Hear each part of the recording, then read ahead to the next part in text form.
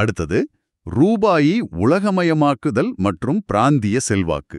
Globalising the Ruby and regional influence. இது ரொம்ப ரொம்ப முக்கியமான ஒரு விஷயம்.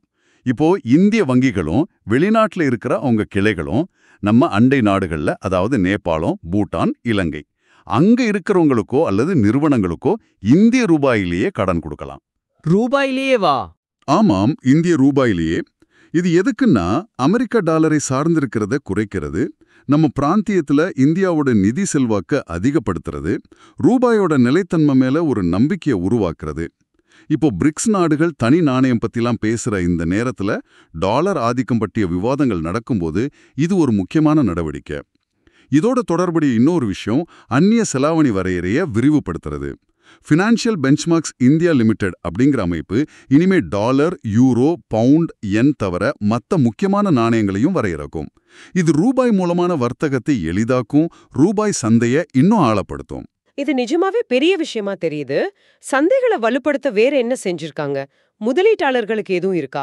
ஆமா, மூணாவதா நிதிச் சந்தைகளை ஆழப்படுத்துதல், டீப்பனிங் ஃபினான்ஷியல் மார்க்கெட்ஸ். இதுல பல சின்ன சின்ன ஆனா முக்கியமான அறிவிப்புகள் இருக்கு.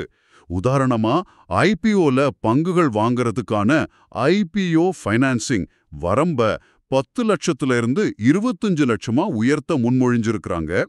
இன்னும் முடிவு செய்யல, முன்மொழிவு. அதே மாதிரி பங்குகளை அடமானம் வச்சு கடன் வாங்கறதுக்கான லோன் அகெயின்ஸ்ட் ஷேர்ஸ் எல்ஏஎஸ் வரம்ப 20 லட்சத்துல இருந்து 1 கோடி ரூபாயா உயர்த்தி இருக்கிறாங்க. அடையப்பா, 20 லட்சத்துல இருந்து 1 கோடியா? ஆமா, இந்த வரம்பு கடைசியா 1998ல மாத்துனது. அதுக்கப்புறம் இப்பதான் கை வைக்கிறாங்க. அப்புறம் பட்டியலிடப்பட்ட கடன் பத்திரங்களை லிஸ்டட் டெட் அடமானம் வச்சு கடன் வாங்கறதுக்கு இருந்த உச்ச வரம்பையே நீக்கிட்டாங்க. இது போக வெளிநாட்டு வர்த்தகத்துக்காக நம்ம நாட்டு வங்கிகள்ல வெளிநாட்டு வங்கிகள் வச்சிருக்கிற சிறப்பு ரூபாய் ஓஸ்ட்ரோ கணக்குகள் எஸ்ஆர்விஏ இருக்கு இல்லையா? ஆமா. அதுல உபரியா இருக்கிற பணத்தை இந்திய பெருநிறுவன பத்திரங்கள்லயும் வணிகத்தாள்கள்லயும் முதலீடு செய்ய அனுமதிச்சிருக்காங்க. இதெல்லாம் ஒட்டுமொத்தமா இந்திய நிதிச்சந்தைகள்ல பணப்புழக்கத்தை அதிகரிக்கும், சிறு முதலீட்டாளர்கள் பங்கேற்பதை ஊக்குவிக்கும்.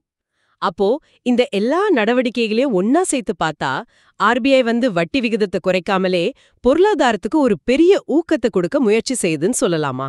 இதோட பெரிய சித்திரம் என்னவா இருக்கும்? நிச்சயமா, நீங்க சொல்றது கரெக்ட். இது ஒரு பெரிய வியூக மாற்றத்தை காட்டுது.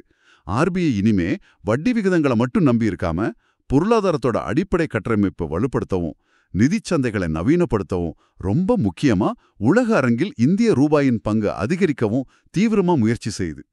பெருநிறுவனங்களுக்கு கடன் எளிதா கிடைக்கிறது, ரூபாய்க்கு உலகளவுல முக்கியத்துவம் கொடுக்கிறது, நம்ம நிதிச்சந்தைகளை ஆழப்படுத்துறது, இதெல்லாம் சேர்ந்து இந்திய பொருளாதாரத்துக்கு உள்ளிருந்தே ஒரு பலத்தை கொடுக்கவும், உலக பொருளாதாரத்தில் ஒரு முக்கிய சக்தியா உருவெடுக்கவும் உதவுங்கிற ஒரு தெளிவான செய்தியை சொல்லுதுன்னு நான் நினைக்கிறேன்.